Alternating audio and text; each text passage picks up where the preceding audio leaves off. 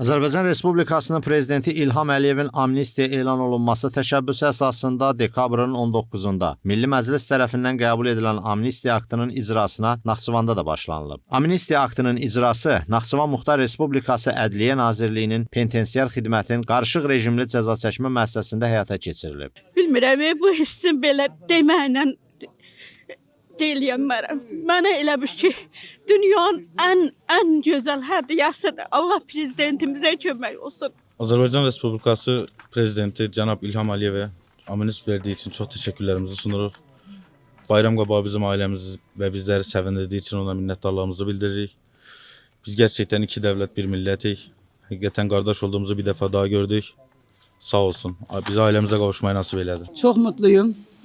Bugünü bize yaşattığı için İlham Aliyev'e çok teşekkür ederim. Allah razı olsun.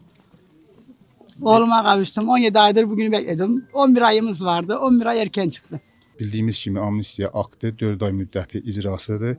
Bu 4 ay müddətində də digər şəxslər də ardıcıl şəkildə azad olunacaqdır. Qeyd edək ki, Naxçıvanda amnistiya aktı 128 məhkuma şamil edilib. Ümumilikdə 57 nəfər azadlığa buraxılacaq. Bu gün amnistiya aktının icrasında 15 nəfər azadlığa buraxılıb. Onların 6 nəfəri əcnəbi vətəndaşlardır. Onu da əlavə edək ki, azadlığa buraxılan şəxslərdən bir nəfəri qadındır. Ceyhun Məmmədov, Əli Xudiyev, Layiq Qələndərli APA TV Naxçıvan.